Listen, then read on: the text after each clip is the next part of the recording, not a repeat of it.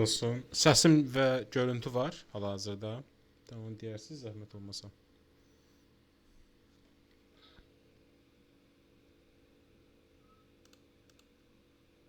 Səs varmı indi? Eşidirsiniz məni?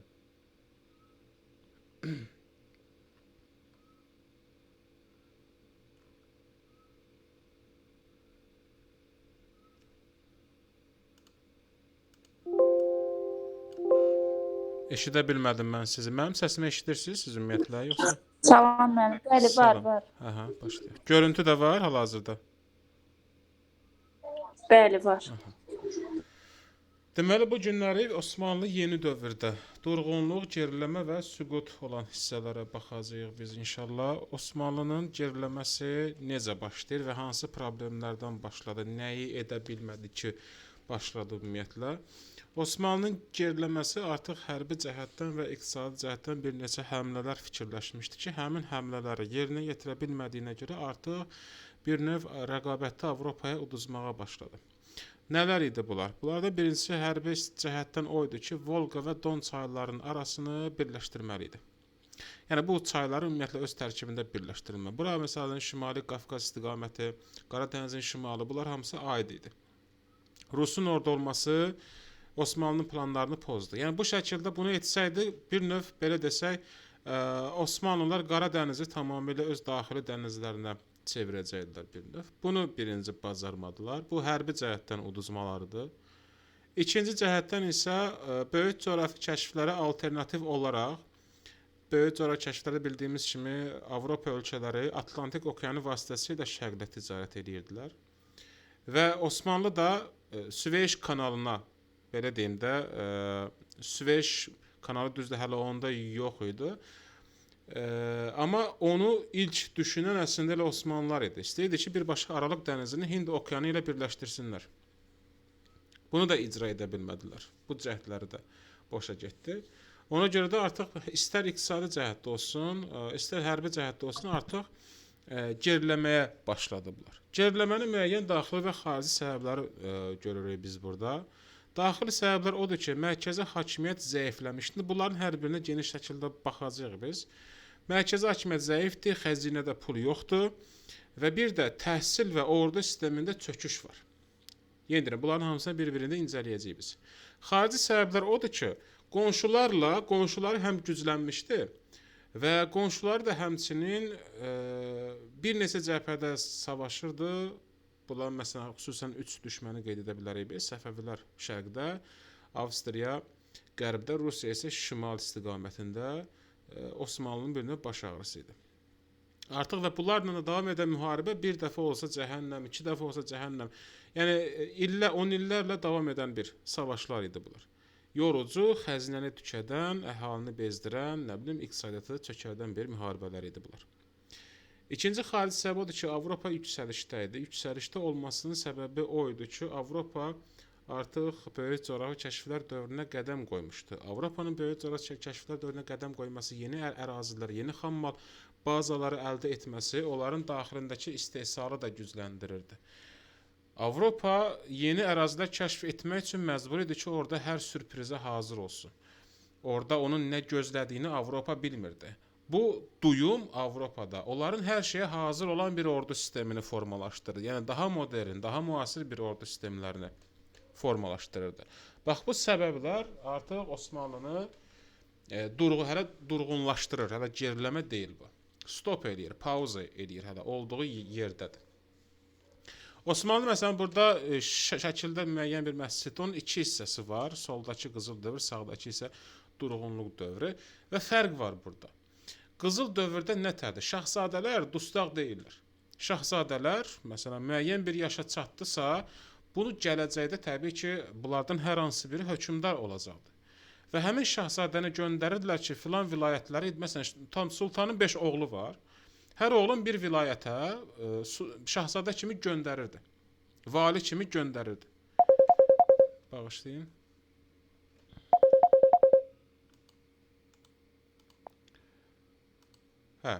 Bu şahzadələr orada istər-istəməz kifayət qədər təcrübə əldə edirdilər Və gələcək sultan artıq taxta çıxanda onun bunun ağzına baxıb dövlət idarə eləmirdi.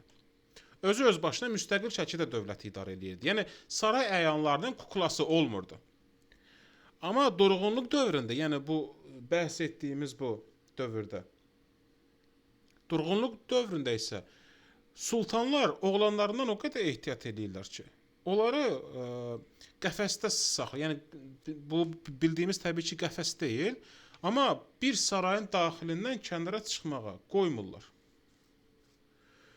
Bu da həmin şahzadələr təcrübəsiz olur. Niyə qoymurlar? Çünki məsələn bu ən çox Sultan Süleymandan sonra başladı bu şey.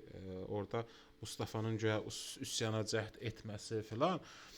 Yəni hökmdar sultan öz oğlanlarına müəyyən vilayətləri verirdi və həmin o uşaqlar özlərinin ətrafında hər hansı bir qüvvət toplayıb gəlib dədələrini hakimiyyətdən devirə bilərdilər.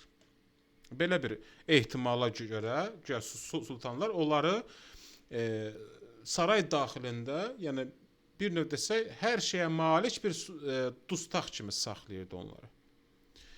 Və bunlar da sultan öləndən sonra hər hansı biri artıq istər-istəməz varis olmalı idi. Hakimiyyətə çıxanda olurdu nə? Artıq bütün saray əyanları onu öz əllərində bir növ kuklaya çevirə bilirdilər. Səriştəsiz, veci yaramaz bir sultanlar gəlib çıxırdı ortaya. Və bu şəkildə artıq yavaş-yavaş validə sultanların rolu artacaq burada. Anaların rolu burada artacaq. Çünki uşaqlar qapalı mühitdə böyüdülürdü. Analar amma bir növ desək sarayın bütün işlərindən xəbərdar idilər. Hansı sultanın hansı arvadının oğlu hakimiyyətə gələrdisə, artıq onun bir növ bələdçisi həmin o validə sultan deyilən şəxs idi. Bu da istər-istəməz, yəni hakimiyyətin bir növ de jure olaraq sultanda olması, de facto olaraq validə sultanda olması hakimiyyətin belə haçalanmasına gətirib çıxardırdı. Və bu yuxarıda hakimiyyətin haçalanması aşağı iyerarxiyanın aşağı hissəsində bir xaos yaradırdı artıq. Yəni rüşvətxorluq, nə bilim nələr artıq bu dövləti daha da çöküşə aparan əsas amil idi. İqtisadi böhranın döngüsünü biz burada görürük Osmanlıda. İqtisadi döngü hansı period üzrə gedir? Deməli, ilk əvvəl sultanlar tez-tez dəyişir. Sultanların tez-tez dəyişməyi monarxiya tipli sistemlərdə bəyənilən hal deyil. Məsələn, demokratiyada bəyənilən haldır. Nə yaxşı ki, misal üçün, 4 ildən bir, 5 ildən bir hakimiyyət tez-tez dəyişir. Bu demokratiya xas olan xüsusiyyətdir. Çünki idarəetmə bunu tələb edir, sistem bunu tələb edir. Monarxiyada amma bu tamamilə əks effekt verir. Hakimlərin, hökmdarların tez-tez dəyişməsi. Sultanlar tez-tez dəyişdikcə bu sarayda bir siyasi xaos və saray intriqaları yaradırdı burada. İkincisi, cülus bəxşişləri deyilən bir bəxşişlər var. Hər yeni sultana görə orduya, o cümlədən məmurlara verilən məcburi ağır hədiyyələr idi. Məsələn, yeni sultan gəldi, biri var idi ki, həmin sultan, məsələn, 50 il hakimiyyətdə qala. O deməkdir ki, cülus bəxşişi 50 il heç kimə verilmirdi. Hakimiyyətə gəldisə, yəni hakimiyyətə gələn kimi verildi, ta ki, o hakimiyyətin sonuna qədər. Cülus bəxşişi də yəni xəzinəni yükləyən bir bəxşişlər idi. Xəzinəni boşaldan bir bəxşişlər idi. Biri var 50 ildən bir, biri var amma hər 3-4 ildən bir hökmdarların dəyişməsi artıq. Bu o deməkdir ki, hər 3-4 ildən bir də cülus bəxşişləri verilirdi. Bu xəzinəni artıq yükə salırdı bir növ. Üçüncüsü dövlətin vergi və gömrük siyasətidir. Vergi siyasətinin mənfiliyi ondan ibarətdir ki, dövlətin xərci atan kimi cumhurda kəndlərin üstünə. Yəni bu təkcə Osmanlıya xas olan bir şey deyil, bütün demək ki, həmin dövlətlərinə xas olan bir şeydir. Xərc artan kimi bütün alternativləri tükəndisə, artıq bütün günahı yıxırdılar kəndin üstünə, bütün xərci. Əksi ondan belə deyim də, gömrük siyasəti ilə vergi siyasəti paradoksu ondan ibarət edir ki, öz əhalisini vergi ilə yükləyirdi, amma gömrükdə məsələn öz əhalisinə imtiyaz vermirdi. Xariciyə öz əhalisinə daha çox imtiyaz verirdi. Xarici taciri ölkəyə gələrdisə, onun gömrük rüsumunu azaldırdı. Gömrük rüsumunun azaldılması artıq təbii ki, o bazar iqtisadiyyatı deyil, amma artıq o beynəlxalq ticarət filan varsa, pulun dəyəri də var artıq. Gömrük rüsumunun azaldılması artıq Osmanlı pulunun da o aksiya deyilən dəyərinin də artıq aşağı salınmasını gətirib çıxardırdı. Ən sonda zərbə dəyərdi kimə? Yerli istehsalçıya. İstehsalçı həm bayaq dediyimiz vergi siyasətinin yaratmazlığı ucbatının həm ağır vergi verirdi, həm də ki xaricilər üçün gömrük rüsumunu azaltdığı üçün xarici mallar ölkəyə daha geniş şəkildə ayaq aça bilirdi. Yerli mal istehsal edən şəxs isə həm ağır vergi verir, həm də ki malı satılmırdı. Və bu səbəbdən artıq Osmanlıda gördüyümüz bir iqtisadi böhran döngəsi var idi. Hər şey hardan başladı? Yuxarıdan. Yuxarıdan verilən hər hansı bir səfqi qərar, yuxarıda baş verən hər hansı bir adi sultanın məsələn tez-tez dəyişməyi bax burada gördüyümüz böyük bir iqtisadi xaos döngüsünü doğururdu. Həmin bu durğunluq dövründə baş verən urbanizasiya problemi də var idi. Kənd yerlərindən əhalinin sürətli şəkildə şəhərlərə axıntısı. Bu əslində təkcə Osmanlıda baş verən bir tendensiya deyildi. Bildiyimiz kimi dünyanın xüsusən Avropa ölkələrinin əksəriyyətində baş verdi bu tendensiya. Məsələn, sənayeləşmə dövründə artıq kəndlilər, torpaqsız olan kəndlilər hamısı yeganə çıxış yolunu şəhərdə tapırdılar. Məsələn, baxırıq ki, müasir dövrün özündə də belədir ki, yəni insanların böyük əksəriyyəti şəhər tipli yerlərdə yaşamağa üstünlük verirlər burada. Bəs bu dövrdə Osmanlı kəndlisinin şəhərə axın etməsinin səbəbi nədən ibarət idi? Birincisi, dövlətin yerlərdəki nəzarətinin zəif olması. Dövlətin yerlərdəki nəzarəti zəif idi ki, məmurlar istədiyi kimi vergi toplaya bilirdilər. Kəndlər basqınlara, quldurların, talançıların basqınlarına məruz qalırdı və kəndlilər də özləri öz təhlükəsizliyini təmin edə bilmirdilər və məcbur şəkildə köçüb gəlib şəhərdə nisbətən əhalinin sıx və nəzarətin güclü olduğu bir yerdə yaşayan, yəni həyat təhlükəsizliyinin üstün olduğu bir yerdə yaşamaq istəyirdilər. Və bu şəhərdə bəs nə yaradırdı? Birincisi, kəndlilər kəndi tərk etdiyi üçün məhsullar azalırdı, bu kənd təsərrüfatı mallarının qiymətini qaldırırdı. İkincisi isə şəhərə daha çox adam gəldiyinə görə şəhərlərdə kütləvi işsizlik, pulsuzluq varsa özü ilə bərabər cinayət faktorunu da gətirirdi artıq və bütün bunlar hamısı şəhər iqtisadiyyatını zəiflədirdi. Bu iqtisadi çöküntülərdən çox qeyd etdik. Bayaq yadınızdadsa daxili səbəblərdən ordu və təhsil sisteminin çökməsi haqqında da söhbət açmışdıq. İndi bunu daha geniş şəkildə baxaq biz. İndi yoxlayın bir dənə. Səs və görüntü varmı? Yoxsa öz-özümə danışıram? Bəli, var mənim. Deməli, Osmanlıda ordu və təhsil sistemi necə idi? Bildiyimiz kimi ordunun o beşiyi hesab olunan ocaq deyildi. Məsələn, Yeniçeri ocaqları filan. Əvvəllər deyirdilər ki, ocaq dövlət üçündür. Məsələn, Osmanlının qızıl dövrü dediyimiz dövrlərdə deyirlər ki, ocaq dövlət üçündür. Yəni, ordu dövlət üçündür. Amma get-gedə artıq ordunun dövlət daxilində çəkisi artdıqca onu bir dənə sözün yerini dəyişirlər orada. Dövlət ocaq üçündür. Yəni, ordu dövlətə necə istəsə istifadə edə bilər şüarı ilə əvəzlənir burada. Əvvəllər, dediyim kimi, ocaq dövlətə xidmət edirdisə, amma artıq durğunluq dövründə dövlət ocağa xidmət edirmiş kimi bir yanaşma olur ordu sistemində və bu özü ilə bərabər korrupsiyanı gətirəcəkdi. Əskərlər artıq bildiyimiz kimi o yeniçərilərin müəyyən qaydaları var idi orada. Bunlara evlənmək olmaz, bunlara ticarətlə məşğul olmaq olmaz və s. kimi qaydalar. Bu qaydalar da təbii ki, onların belə deyim də istəməməzlikdən verilən bir qərar deyildi. Çünki bunlar olardısa artıq o yeniçərinin itirəcək bir şeyi olurdu və o savaşmazdı. Yeniçərinin ticarətlə məşğul pulu olsa, oradakı savaşdakı qənimətə həris olmayacaqdı və yaxşı savaşmayacaqdı. Yeniçərinin ailəsi olsaydı, o döyüşdə istər-istəməz mərdliklə savaşmayacaqdı. Çünki bunun geridə qoyduğu bir ailəsi var və s. Yəni, yanaşmalar müxtəlif idi orada. Amma burada artıq yavaş-yavaş Yeniçəri öz əsl məramından Orxan Qazinin hakimiyyəti dövründə o təsbit edilən məramından yavaş-yavaş uzaqlaşırdı artıq. Qapıqulu deyilən bir təminat var idi orada. Yəni kim ki əgər ordu sisteminə yazılırdısa, orada bütün onun yeməyi, içməyi, geyimi, keçimi hamısı dövlət hesabına idi.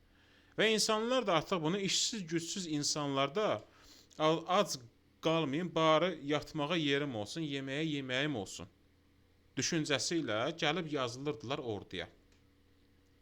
Nəyin hesabına? Rüşvətin, o boşluğun hesabına.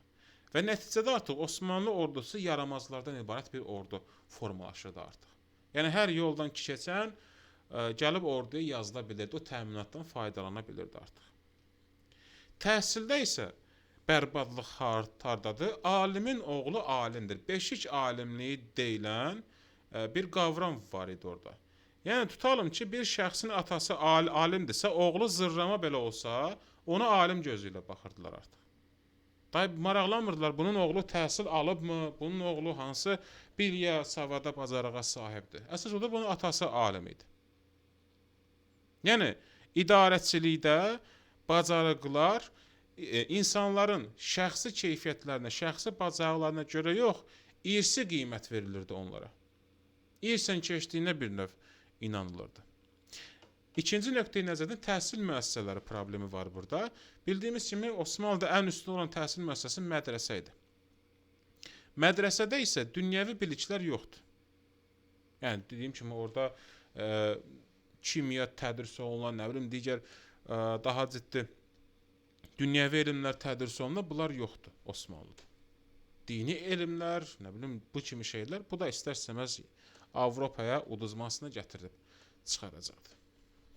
Nəticədə artıq Osmanlı Avropaya həyatın hər sahəsində demək olar ki, uduzurdu. Silahlanmada da, iqtisadiyyatda da, təhsildə də, yəni elə bir sahə göstərə bilmərik ki, orada Osmanlı bu dövrdə Avropadan üstündür. Bunun da səbəblərini, bəli, az öncə qeyd etdik, aramsız müharibələr və qonşuluğunda olan o üç dövlət amili, bu bayaq dediyim xarici amillər məsələsi. Və bu artıq Osmanlıda o həyəcan təbilinin çalınmasını bir növ labüd eləyirdi. 17-ci əsrin ikinci yarısından söhbət açırıq biz. Müəyyən tədbirlər görülür burada dövlətin xəstəliyini bir növ müalicə etməkdən ötürü. Köprülülər dövrü deyilən bir dövrdür burada. Dövlət büdcəsindəki müəyyən o kəsirlər ki var, onlar bağlanılır. Üsyanlar, yeniçeri çıxışları yatırılır. Orada da qismən də olsa ciddi nizam formalaşdırıla bilir və İstanbula can atan Venesiyalılar var ki, Venesiyalılar həmin Çanaqqala boğazından qovulurlar burada. Amma dini cəhətdən atılan addım uğursuz olur. İslam alimləri arasında o mübahisələr var. Elə o dövrdə də necə varsa, elə indi də var.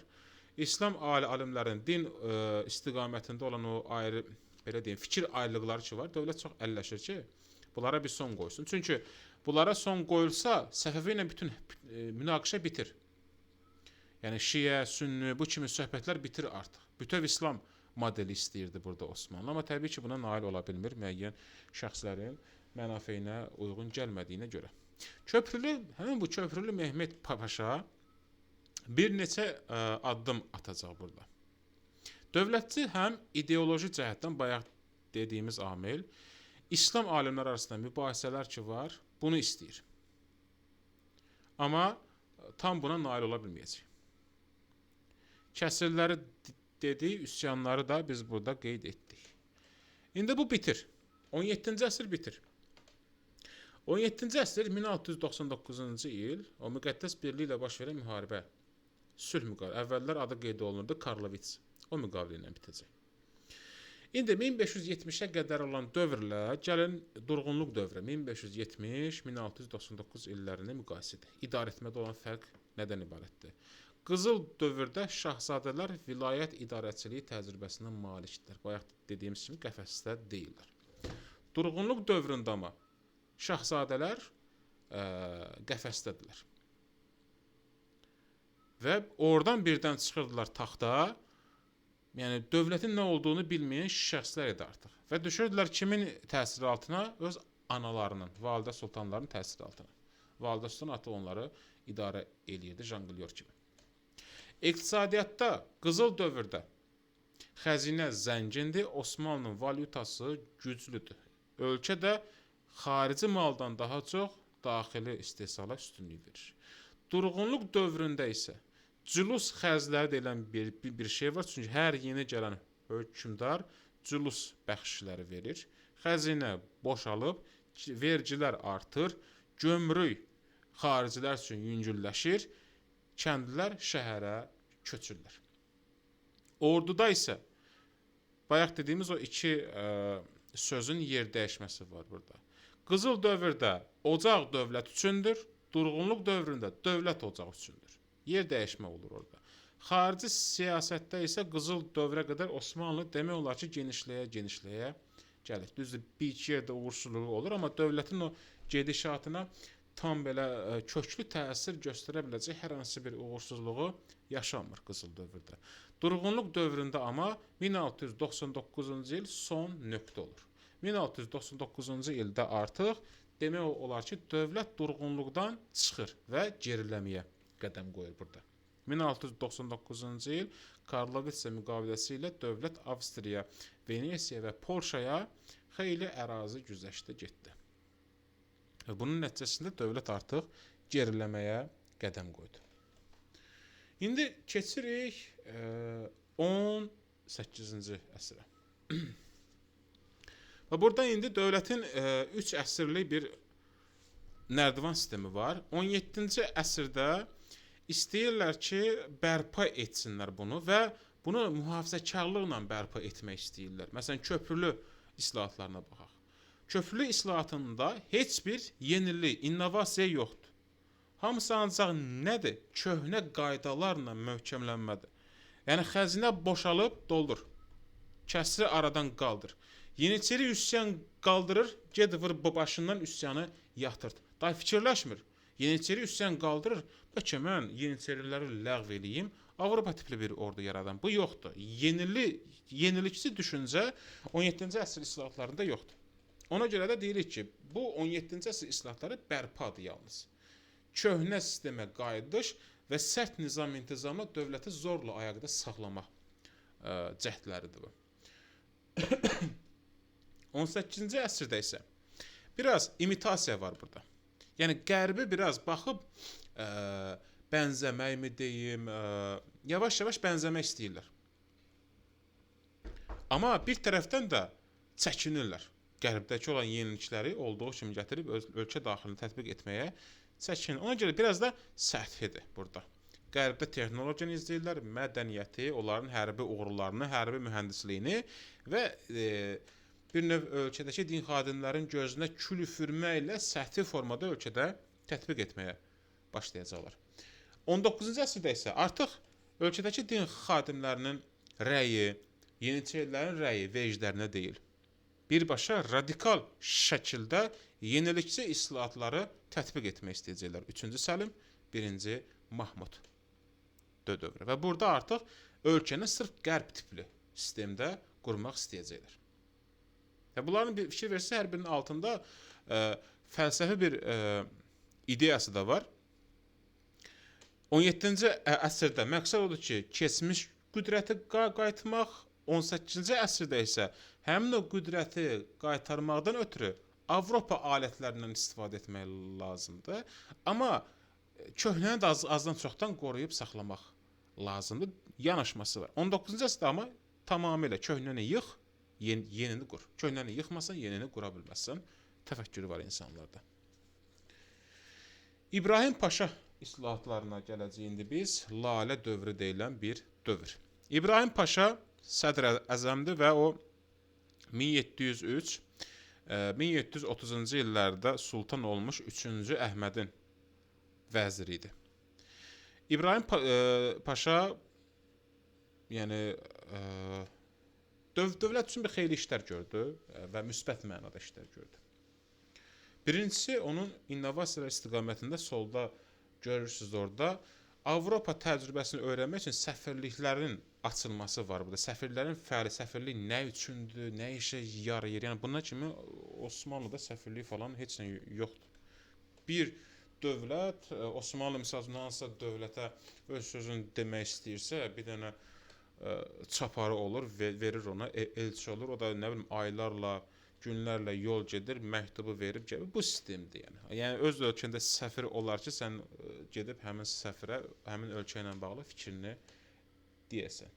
Ölkədə ilk Osmanlı mətbəəsinin açılması və ən əsas məqamlardan biri odur ki, çiçək xəstəliyinə qarşı peyvəndin tətbiq olunması. Çiçək xəstəliyi demək olar ki, o dövrdə vəbası kimi bir şeydir. Yəni xeyli insanlar ölürdü ondan və yoluxucu xəstəlik olduğuna görə ordu sisteminə xüsusən çox böyük ziyanlar vururdu bu.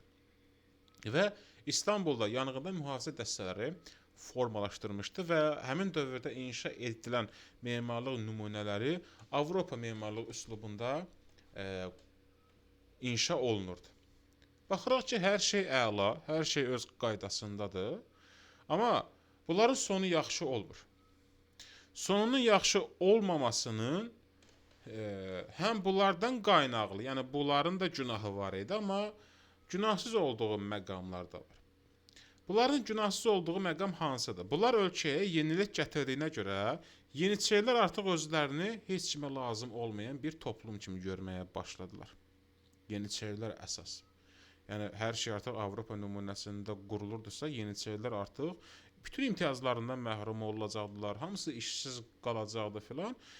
Fərqi yoxdur. Ölkə dağılır, xarabə qalır, veclərinə deyil. Əsas onları nə maraqlandırır? Şəxsi mənafelərini maraqlandırır. Ona görə də Yeniçerilər bu müddət ərzində an qolluyurdular ki, elə bir an olsun ki, tutaq və devirək bunları. Nə baş verdi burada? Artıq Sədr-Əzəm İbrahim Paşa ilə Sultan 3-cü Əhməd saray əyləncələrinə, ziyafətlərə, həmin o lalə dövrü adlandırıldığına görə həmin o lalələrə kifayət qədər vəsait xərcləyirdilər. Və bir də bunların Səfəvilər üzərinə yalançı hücumu var. 3-cü Əhməd deyir ki, mən Səfəvilər üzərinə hücum eləyirəm. Amma axşam vaxtı qayıqla İstanbula qayıdır. Bunu da Yeniçerilər görür. Bu şansı əldən verərlərmi? Xeyr. Patron Xəlil 1730-cu ildə üsyan qaldırır. Sultan 3-cü Əhməd və İbrahim öldürülür burada. Yəni burada yuxarıda qeyd edən Yeniçeri vetos. Yeniçerilər burada artıq hələ ki həll edicidirlər. Və bundan sonra hakimiyyətə gələcək olan sultanlar daha diqqətli olmalıdırlar bu Yeniçerilər barəsində. Yəni bunlar istədiyi kimi dövləti idarə etməyə qadirdirlər hələ ki. Yəni bir hökmdar islahat təşəbbüsü ilə çıxış edib ölkəni modernləşdirmək istəyirsə, artıq bu islahatlar nəyi tələb eləyir? Pulu.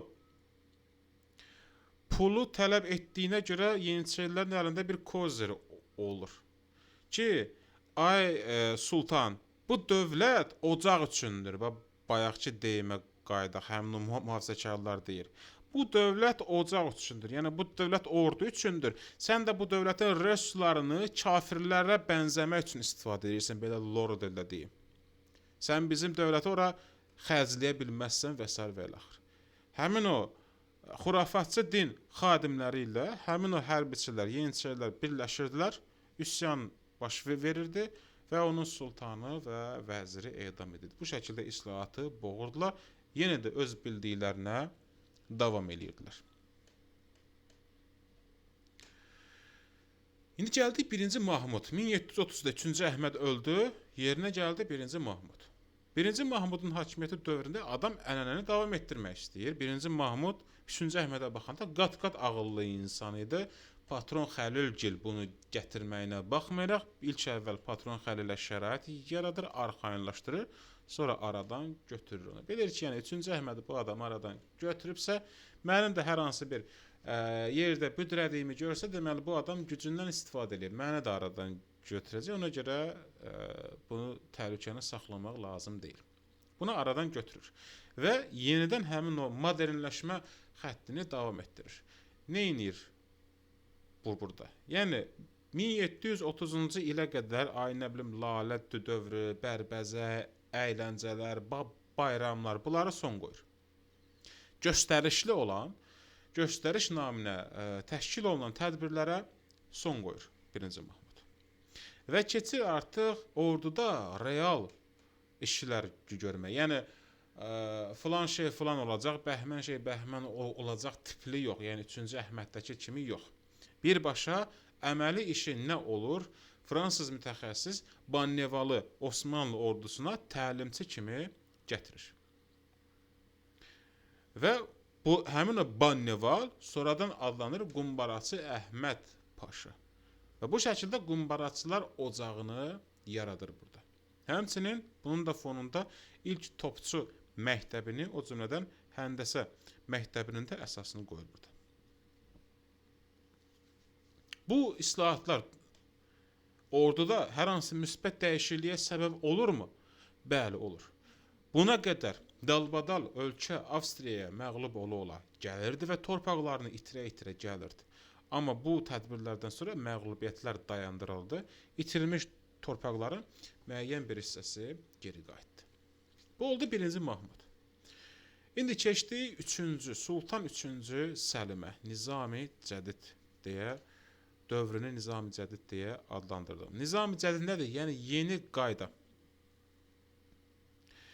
Belə yanaşır 3-cü Səlim işə. Köhnə yeniçərilərə dəymə. Köhnə yeniçərilərə dəymirsən, amma ona alternativ olaraq Nizami Cədid ordusunu yaradırsan. Və Nizami Cədid ordusu tam müasir ordu sistemi olur. Yeniçərilərə tamamilə bənzəmir. İkisini də saxlayırsan yəni. Timar sistemi var burada. Əgər timar təbii ki kimə verir? Əksəriyyətə yeniçərilərə. Kimsə timar vəzifəsində qüsuru olardısa, vəzifəsini icra etməzsə timar sistemi ondan alınmalı idi. Bir də maaş sisteminə əl gəzdirir burada. Həmin bu yeni yaradılmış Nizami Cədid üzvlərinin maaşını ödəməkdən ötürü xəzinədən asılı olmayan, yəni müasir təbirlə desə bir fond kimi fond yaradır orada və onu özü müstəqil şəkildə maliyyələşdirir. Ki, sabah yeniçərilər deməsin ki, dövlət ocaq üçündür, hani bunlara maaşı niyə xəzinədən verirsən? Bax, onu dedirtməməkdən ötürü xəzinədən müstəqil bir, necə deyim, mini xəzinəmi, fondumu, agentliyimi, nəsə də indi adını nə istəsə qoya bilər. Bunu yaradır burada. Diplomatiya hissəsində isə 3-cü Səlim artıq o səfirliklər ki var, məsələn, Lalə dövründə gördük, 1-ci hələ bunlar, Lalə dövründə səfirliyin anlayışını hələ mənimsəyirlər, amma Səlim artıq səfirliyi birbaşa açır. İngiltərədə, Fransada, Avstriyada. Bunlar həmin dövrdə Avropa üçün əsas dövlətlərdir. Kilit dövlətlərdir bunlar. Bunların hamısı da səfirliyi açır və başlayır işini, gücünü görür. Amma burada Nizami Cədiddə problem var. Problem deyəndə bu yenə də 3-cü Səlimin hələ ki problemidir, amma bir-iki yerdə səhvi var. Nədir burada səhvi? Bayaq dediyimiz kimi müstəqil xəzinədarlıq yaratmasına baxmayaraq, müstəqil xəzinədarlıq varsa bu hardasa belə deyim, maliyyələşməlidir. Sən bunu xəzinədən maaf tutursansa, ayrı tutursansa, bunu yenə də hardasa alternativ bir gəlir mənbəyi olmalıdır. Bu gəlir mənbəyi həmin dövrdə nə ola bilər ki, öz cibindən versə, özünə pul göydən gəlmir ki, bunu hara fırlasan, bu gəlir xalqa, vergiyə. Və məcburdur ki, məsələn, xalqda həmin, tutalım ki, 500 vergi varsa, 500 vergidən gələn gəliri bir hissəsini ayırıb da həmin o müstəqil xəzinədarlığa aid edə bilməzdir. Çünki yenə də o nə fərq oldu? Biri var xəzinəyə pul daxil ola, ondan sonra çıxardarsan. Biri var daxil olmamış həmin xəzinədarlığa yönəlsə bir mənası olur. Onun üçün əlavə bir vergi sistemi formalaşdırır. Həmin bu ordunun saxlanması üçün. Xalqdan yeni vergilər toplayır. Bu artıq xalqın narazılığına səbəb olur.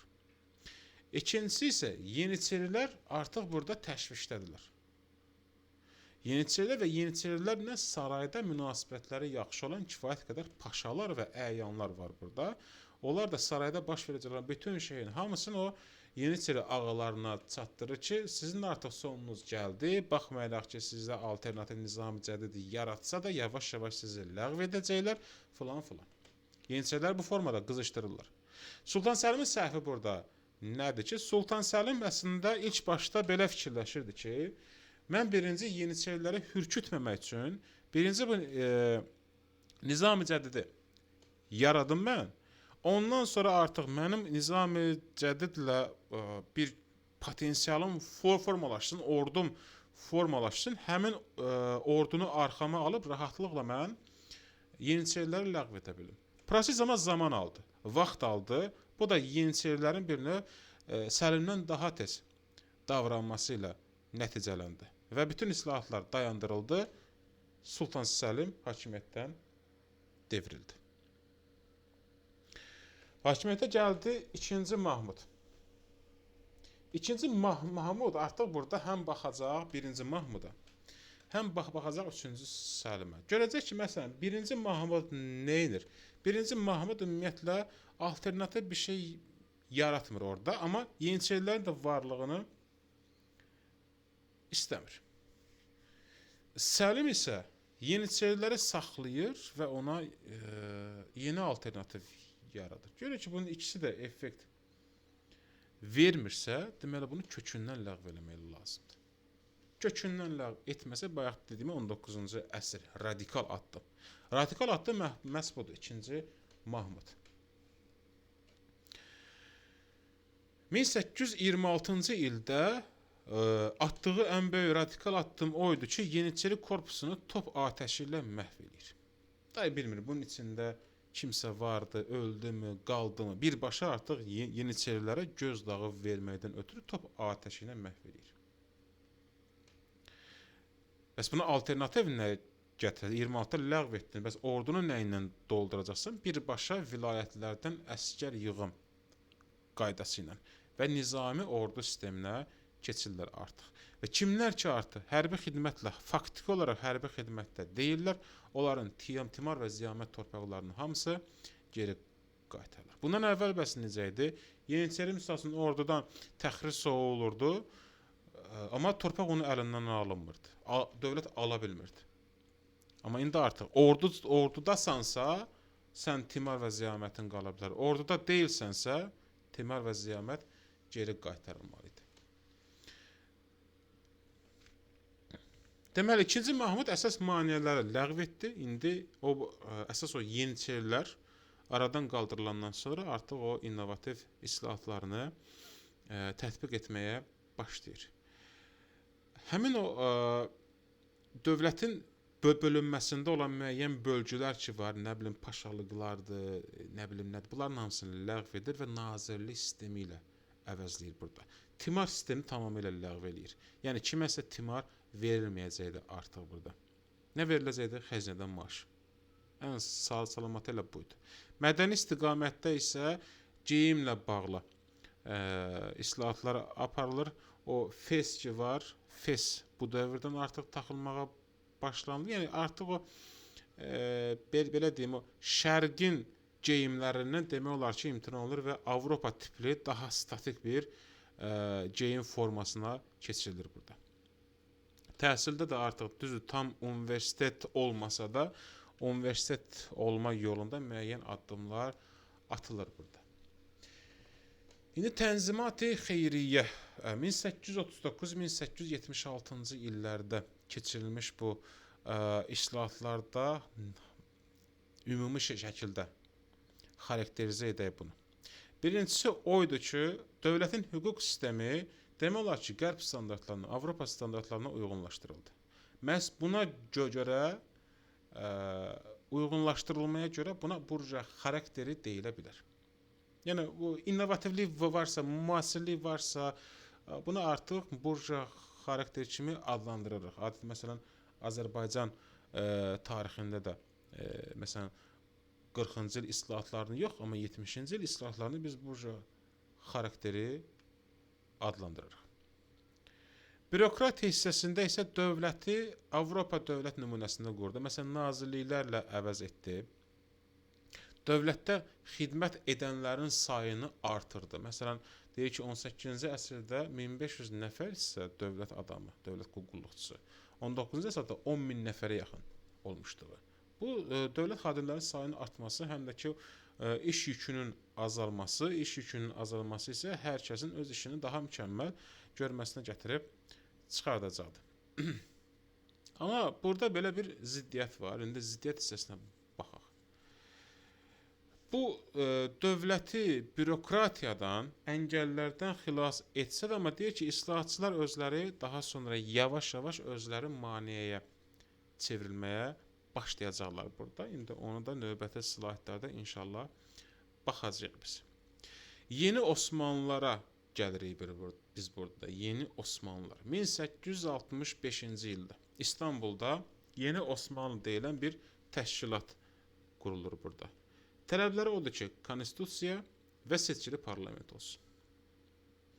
Kimlər var burada Yeni Osmanlıların içərisində? Ziyalılardır, tələbələrdir. Bunlar hamısı Yeni Osmanlıların içərisində. Amma şəklə fikir verin orada. Sultanlığın ləğvini heç kim istəmir. Monarxiyanın ləğvini heç kim istəmir. Respublikanı istəmirlər. Yəni, Yeni Osmanlılarda respublika tələbi yoxdur. Mövcud rejim saxlanılmalıdır. Mövcud sultan da saxlanılmalıdır. Sultandan bir problemləri yoxdur. Sadəcə sultandan istəklərinin yerinə yetirilməsini istəyirlər. Sultanlıq saxlanılması ilə artıq yavaş-yavaş istəklərini, konstitusiyanı qəbul etdirmək istəyirlər. Və 1876-cı ildə Sultan II. Əbdülhəmid konstitusiyanı qəbul etdi. Ölkə artıq məhdud monarxiyaya və ya başqa bir təbirlə desək, konstitusiyalı monarxiyaya çevrildi. 1878-ci ildə isə Rus və Osmanlı savaşı gedirdi və həmin, daha doğrusu bitirdi həmin savaş. Osmanlılar biabırçı şəkildə məğlub olurdular. Parlamentdə Əbdülhəmiddən tələb etdi ki, gəl bizə açıqla görüm ki, sən niyə məğlub olursan? Bu dövlət niyə məğlub olur? Sultan indiyə kimi durub kiməsə hesabat versin, yəni özünə sıxışdırmır bu. Və bu əsəbləşir bundan, parlamenti buraxır, mütləqiyyət yenidən qayıdır artıq. Yəni 1876-da məhdud monarxiya olur, amma 78-də təzədən o qeyri-məhdud monarxiyaya, mütləqiyyətə qayıdır burada. İndi burada islahatlar dövründə həyata keçirilən islahatları indi müqayisə edək. Köprülü Mehmet Paşa. Burada bizim asar sözümüz nədir? Bu adam innovasiyası yoxdur. Keçmişə qayıdıb, keçmişdəki o boşluqları doldurmaqla sərt nizam-intizam tədbirləri görmək istəyirdi. Nəticəsi nə oldu? Müvəqqəti sabitlik oldu. Struktur dəyişikliyi varmı? Yoxdur. Köprülü Mehmet Paşada yoxdur. Lalə dövrü deyilən Sədrəzəm İbrahim Paşada isə qərbə biraz imitasiya var. Qərbə bax, onu tam yox, səthi formada tətbiq et düşüncəsi var. Nə tətbiq olunur burada? 1-ci Mahmudun. Təbii ki, bu Lalə dövründən sonra da 1-ci Mahmud, amma yəni qısaca ardıcılıq orada qeyd olduğuna görə orada yazmışam bunu. Qumbaraçılar bölməsi var burada. Artıq burada mədəni oyanış var, amma sonu yoxdur. Sonu yenə də hüsrandır. 3-cü Səlsəlimdə bu paralel sistemdir. Paralel sistem niyə deyirlər? Yeniçerini saxla, Yeniçeriyə toxunmadan Nizami Cədid ordusunu qur. Amma Yeniçeri artıq bunu özünə təhdid kimi görür, üsyan qaldırır və sultanı devirir. 2-ci Mahmud isə köhnəni tamamilə imtina ilə yeniyə keç. 1826-cı ildə Yeniçeri ocağını topla dağıdır, yerlə bir edir və artıq yerlərdən ordu toplama üsulu ilə nizami ordu sisteminə keçir və dövlət modernləşir artıq bundan sonra. İndi islahatların, bu vaxta kimi gördüyümüz islahatları bir cəm halda baxacağıq. İndi islahatların uğurları İslahatların çatışmayan cəhətləri.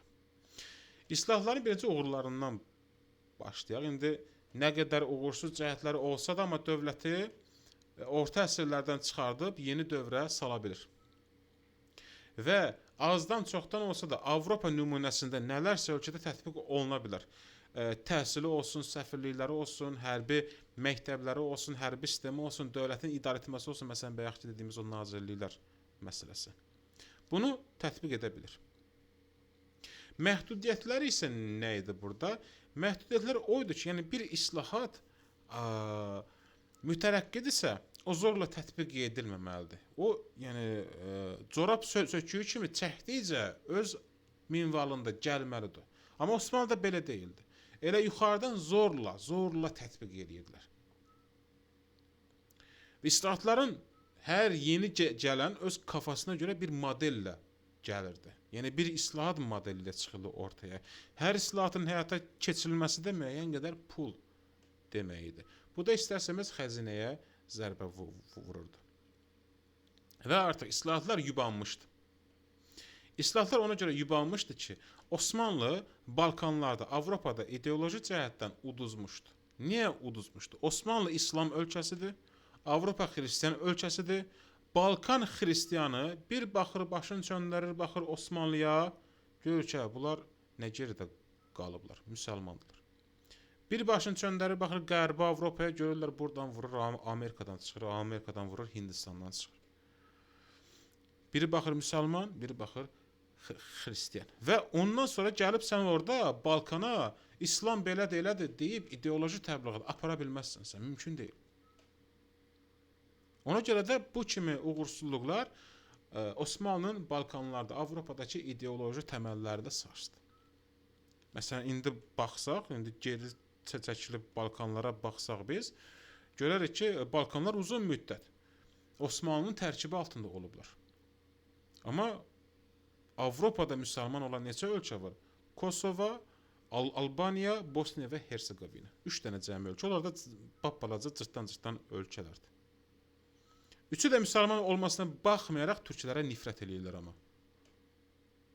Osmanlının mənfi cəhətlərindən biri bu idi ümumiyyətlə. Getdiyi yerdə, məsələn, ərəb kimi ərəbləşdirmirdi. Çünki Osmanlı özünü hər hansı bir milli kimlikdən hesab eləmirdi. Biz onu türk kimi baxsaq da, amma onlar özlərini hər hansı bir milli kimliyə tabe tutmurdular. Onlar özlərini ümmət hesab edirdi. Yəni, ümumi fərqi yoxdur, ərəbdir, türkdür, nə bilim kimdir. Bunun heç birinə fərq qoyub. Özünü tamamilə ümmət hesab edirdilər. Hər hansı bir milli kimliyi dayatmırdılar hara getçilərdə, amma dövr artıq onu tələb eləmir. Sən orada uzun müddət qalmaq istəyirsənsə, orada ideoloji, dini təməllərini atmalısan ki, sən orada artıq kök salıb möhkəmlənə biləsən. Səs və görüntü var.